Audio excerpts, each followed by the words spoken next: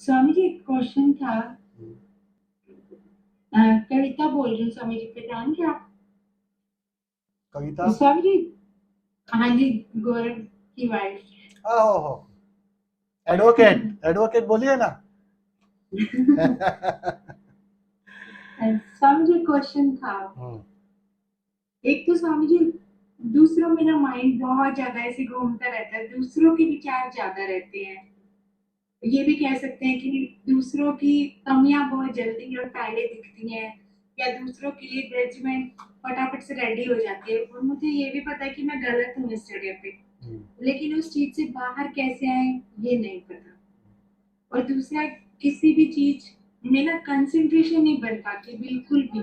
कोई भी काम कर रही हूँ तो माइंड हमेशा ही कहीं और जाता है। समटाइम ऐसी चीजों में जाता है, कोई रिलेशन नहीं है हमारा उनके साथ, या फिर फ्यूचर इवेंट की बात करें तो फ्यूचर में बहुत ज्यादा चला जाता है कि ऐसा करना है तो ऐसे कर लेंगे, ऐसा हो जाएगा, ये मतलब बहुत ज्यादा ऐसे सर्कल सा बना हुआ माइंड में। तो इसके बारे में बताएं। प्रैक्टिस चालू है अभी? नहीं स्वामी जी, अब वो जुडिशरी की प्रेपरेशन कर रही हूँ, तो पढ़ाई भी करनी होती है, बच्चे भी हैं, तो सब गोलमाल हो गया।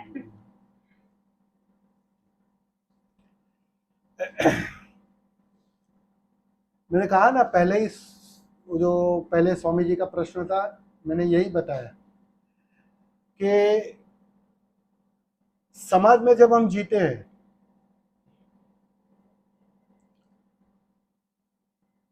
तो कुछ भी अचीव करना, ज्ञान इकट्ठा करना, जीतना बहुत मूल्यवान है। अब हम जीतेंगे तो समाज में कुछ प्रतिभा बनती, मतलब कुछ इज्जत बढ़ती है हमारी। लोग कहेंगे भाई देखो, ये इन्होंने केस लड़ा, जीत कर आई। वो जो जीतने की आकांक्षा होती है ना, तो समाज में जीते जीते वो जीतने की आकांक्षा, जीतने की मांग बहुत गहरी होती है। वो कंडीशनिंग बहुत गहरी हो जाती है, वो अचेतन में इतनी गहरे में चली जाती है कि अब हार बर्दाश्त नहीं होती है। हार को तुम स्वीकार नहीं कर पाते, क्योंकि जीतने की भी आदत बनती है ना। अब जीतने से होता क्या है? जीतने से तुम्हारा मैं मजबूत होता है, अहंकार मजबूत होता है कि आई एम समथिंग, मैं कुछ हूं, मेरे हाथों में है। ये भ्रांति जीत के कारण खड़ी होती है। जितना तुम संसार में जीतोगे, अचीव करोगे, उपलब्ध करोगे, उतनी भ्रांति अचेतन में जाएगी कि मैं हूं, मैं मजबूत हूं, ताकतवर हूं, मैं बदल सकता हूं, मैं ठीक कर सकता हूं। ये सारे मैं की धारणा मजबूत होती जाती है। और बिल्कुल उससे विपरीत देखो, तुम हारते जाओगे, हारते जाओगे, तो मैं के ऊपर से भरोसा टूटने लगेगा कि भाई मेरे हाथों में सब कुछ तो है ही नहीं भाई, तो नसीब की बात लग रही है। जीतती हूं तो जीतती हूं, ज्यादातर तो हारी मिल रही है। तो वो जो मैं की मान्यता है ना जीतने की, वो टूटती है हार के कारण। अब जब हम सपने संजोते हैं उपलब्धि के, कुछ पाने के, तो जीतने की आकांक्षा भी घनी हो जाती है, मजबूत हो जाती है। और जितनी जीतने की आकांक्षा रहेगी, युद्ध में जीतता कौन है? जो छीना झपटी करता है, जो दूसरे को पीड़ा देता है, जो हिंसा करता है, युद्ध में वही तो जीतता है ना। युद्ध में तुम झुककर तो जीत ही नहीं सकते हो, वहां तो तुम्हें लड़ाई करनी पड़ेगी, तलवारें खींचनी पड़ेगी। अब सोचो जरा, तुम्हें जीतना है, और जितना तुम जीतने की मांग करोगे भीतर, निश्चित ही सपने घने हो जाएंगे जीतने के, और वह तुम्हारे सामने तुम्हारे विचारों के अर्थों में बेचैन करने लगे। अब तुम दूसरों के आयामों में जीने लगोगे। ध्यानी करता क्या है? ध्यानी दूसरों के आयामों को पूरी तरह छोड़ देता है। वो बोलता है मैं जीऊंगा, सिर्फ अपने में जीऊंगा, अपने भीतर जीऊंगा, मेरे लिए अपना मूल्य काफी है, क्योंकि मुझे दूसरों को जीतना ही नहीं है, मैं तो अपने आप को जीतना चाहता हूं। बस ये आयाम बदल जाते हैं। तो निश्चित ही जितना तुम ईंधन डालोगे वो आग तेज होती जाएगी। तो तुम्हारी मान्यता, तुम्हारे सपने, तुम्हारे जीत की आकांक्षा तुम्हारे जीवन में बेचैनी लाता है। लाओसे का कथन पता है ना तुम्हें? जो हारता है वो वास्तव में जीत लेता है सब कुछ। वो उस अर्थों में है क्योंकि उसको अभी किसी को जीतना ही नहीं है, कोई बेचैनी नहीं है। बेचैनी इस अर्थों में होती है क्योंकि मुझे अभी भी जीतना है, किसी पर हावी होना है, अपनी मालकियत कायम करनी है। तो अहंकार मजबूत होगा। तुम कितने ही ध्यान कर लो, तुम 1 घंटा ध्यान करोगे लेकिन 23 घंटा जीतने के विचार करोगे, आगे बढ़ने के विचार करोगे। वो आगे बढ़ने का तात्पर्य क्या है? दूसरे को पीछे छोड़ देना। और क्या है? रेस में जब तुम आगे दौड़ना चाहते हो, तुम जाने अनजाने तुम सबको पीछे छोड़ने की आकांक्षा से भर जाती है। तो उसमें अहंकार और मजबूत होता है, घना होता है। और सारी पीड़ा अहंकार की है। धुआं घना हो गया। जितना धुआं घना होगा तो बेचैनी लाएगा, तो परेशानी लाएगा। इसीलिए तो तुमने देखा कि ज्यादातर बुद्ध हो, महावीर हो, ज्यादातर उन्होंने संसार से उन्मुक्ता कर ली जैसे ही भीतर की यात्रा शुरू की। तो क्योंकि उन्हें एक साफ दिखाई पड़ा कि संसार में जीतने की दौड़ है, और जितना मैं जीतता हूं अहंकार तो मजबूत हो रहा है, ताकतवर हो रहा है, और जितना मैं छोड़ देता हूं, विसर्जित कर देता हूं, अस्तित्व पर छोड़ देता हूं, उतना मैं को खड़े रहने की कुछ सुविधा नहीं है। इसलिए दिखाई ऐसा पड़ेगा कि महावीर ने संसार छोड़ दिया, बुद्ध ने संसार छोड़ दिया, लेकिन अगर ठीक से समझो तो उनके पास कोई चारा ना था। उन्हें एक बात साफ हो गई कि इस महल के अंदर, दोनों महल में थे, पूरी सुविधा में थे, लेकिन उस सुविधा, इस महल के अंदर ये जो जीतने का पागलपन है ना, वो मुझे शांत नहीं होने देगा। जब तक तुम्हें अभी भी कुछ पाना है, कुछ उपलब्ध करना है, कोई और ऊंचाई पानी है, तो तुम ये मत सोचो कि मैं शांत हो जाऊंगी। शांत होने के लिए भविष्य को विसर्जित करना पड़ता है, भविष्य को छोड़ना पड़ता है। पहले भटक लो ठीक से, पहले ठीक से अशांत हो जाओ। जो भी पाना है पा लो, जो भी उपलब्ध करना है कर लो, लेकिन एक दिन दिखाई पड़ेगा कि ये पाकर भी जो तृप्ति चाहिए थी वो मिली नहीं। जिस दिन वो दिखाई पड़ेगा ना, उस दिन तुम्हारा शांत होना आसान हो गया, क्योंकि मन भटकना बंद कर देगा, मन मांग बंद कर देगा, मन दौड़ बंद कर देगा। और जो दौड़ता नहीं है, जो मांग नहीं करता है, जो यहां वहां भटकता नहीं है, वो शांत हो गया। फिर तुम जहां भी रहो, अपने प्रोफेशन में भी तुम शांत हो गई, तुम अपने घर पर भी शांत हो गई।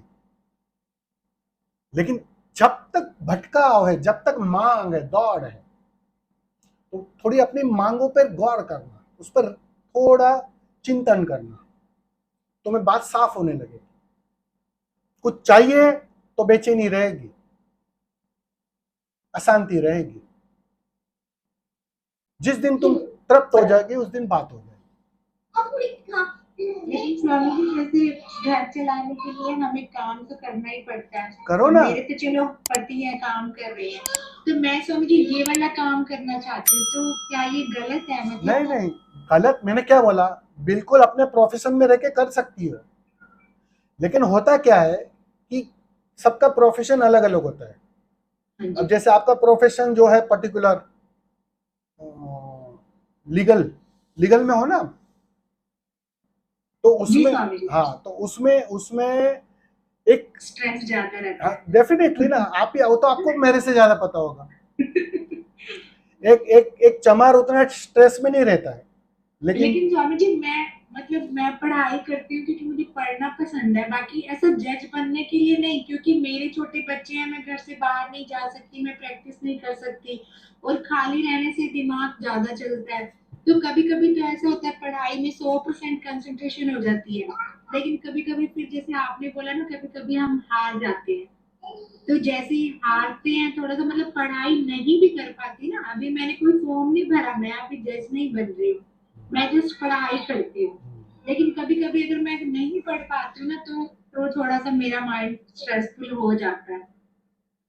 वही मैंने जो पहले भी वही समझाया कि जब तक कुछ करना है, कुछ पाना है, कुछ मांग है, कुछ सपने हैं, तब तक बेचैनी को तो तुम निर्मित ही करोगी ना रोज, वो तो बेचैनी बढ़ने ही वाली है। तो काम के साथ साथ कैसे शांत रहे स्वामी वही जी? बोल रहा हूँ, देखो काम एक सहजता से भी हो सकता है।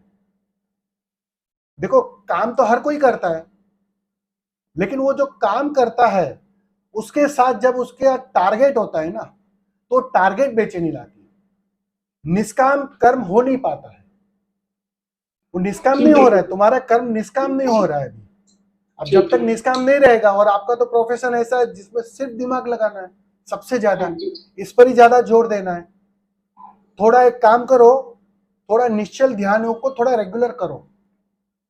ठीक है स्वामी जी। जो हम प्रयोग लास्ट टाइम किए थे ना, निश्चल ध्यान योग, उसको थोड़ा आपको पता ही होगा, आई थिंक सो।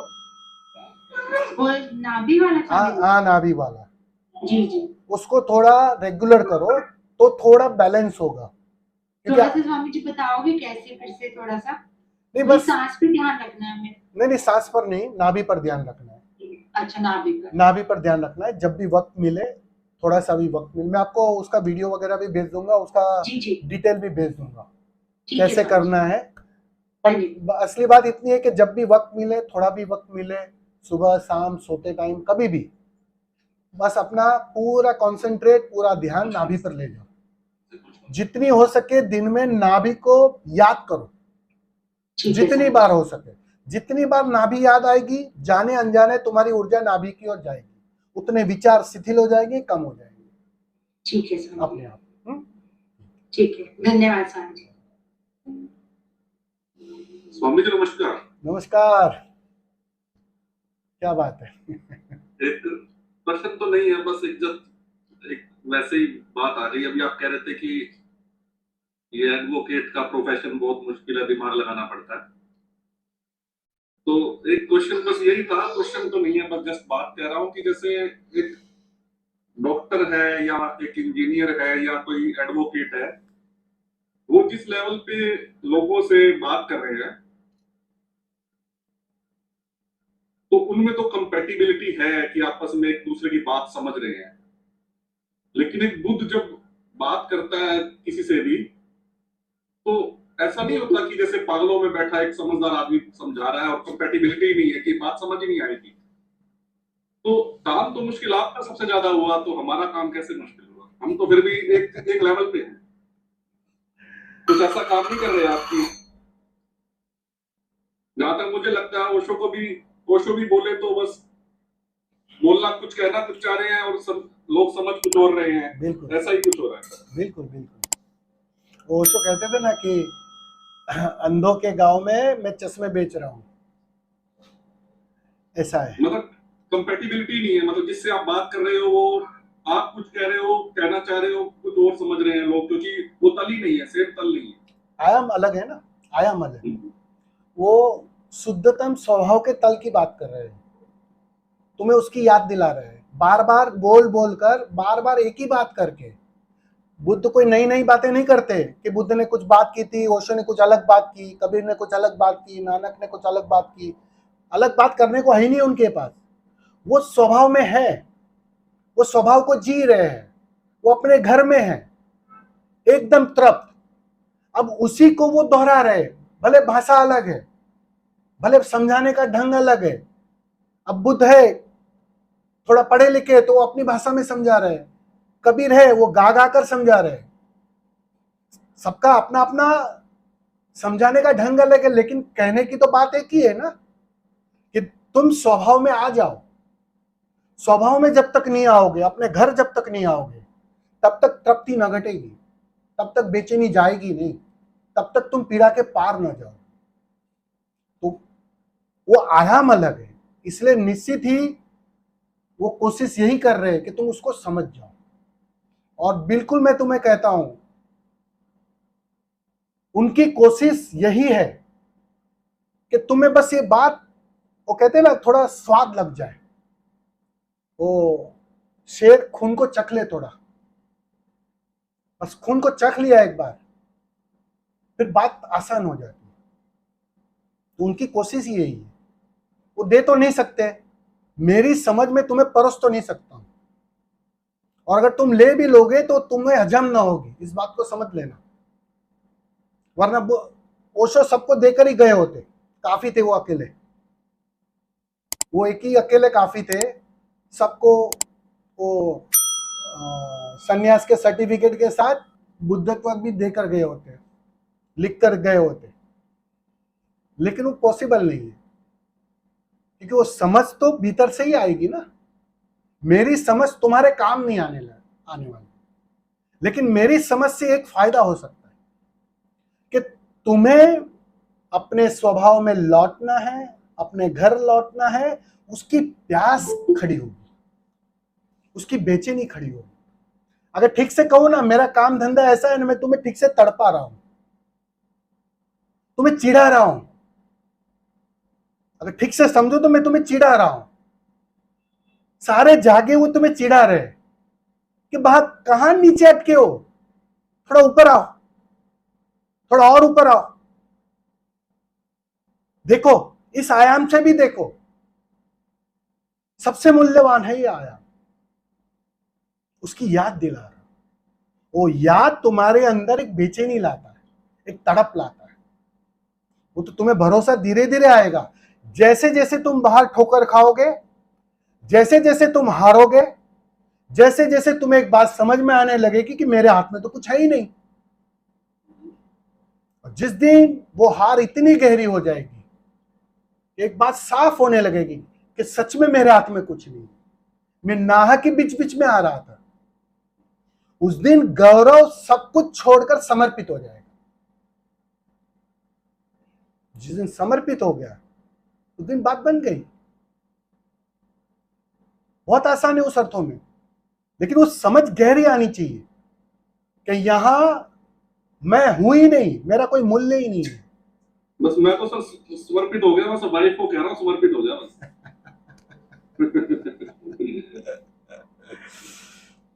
और थोड़ा जो आपने बोला ना, प्रोफेशन के अर्थों में, डॉक्टर है, वकील है। अब जिसने ज्यादा ज्ञान इकट्ठा, तथाकथित ज्ञान की बात कर रहा हूं, बाहर से जो इकट्ठा कर लिया है ना, समझदारी इकट्ठा कर ली है ना, उसको थोड़ा कठिन हो जाता है। क्योंकि वो कहते हैं ना, उसने किताब में ज्यादा कुछ लिख दिया है, और सारी साधना किताब को कोरी करने की साधना है। पोंछना पड़ेगा, जो भी लिखा है सब पोंछना पड़ेगा। इसलिए अनपढ़, गवार, सरल लोगों के लिए बहुत आसान है समाधि, क्योंकि पोंछने को बहुत कम है। और पढ़े लिखे, समझदार, इंटेलिजेंट लोगों को पोंछ पोंछ के बेचारे थक जाते हैं। ये सारे प्रश्न उनके ही जन्मे हुए प्रश्न हैं। मेरे पास सारे इंटेलेक्चुअल लोग ही प्रश्न करते हैं ज्यादा, क्योंकि वो बेचैनी है, खोपड़ी एक बेचैनी है, वो बस तर्क पे तर्क खड़ा करते रहता है। तो जितना वो खड़ा होगा, उतना उस कचरे को साफ करना पड़ेगा, जितना खड़ा होगा वापस साफ करना पड़ेगा।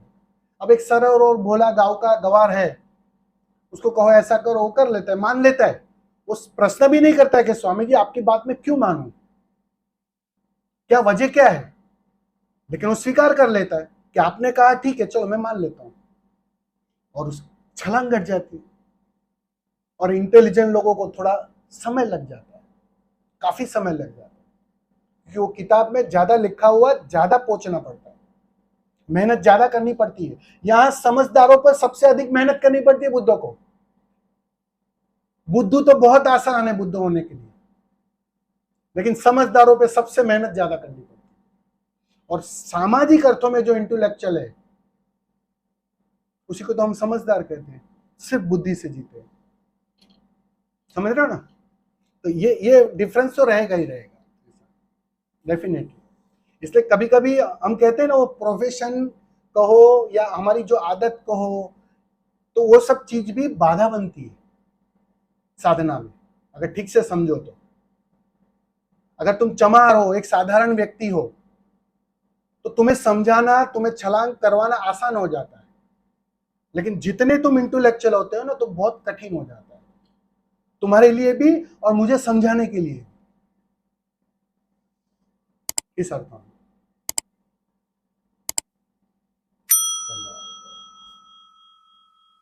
भगवान प्रणाम। नाम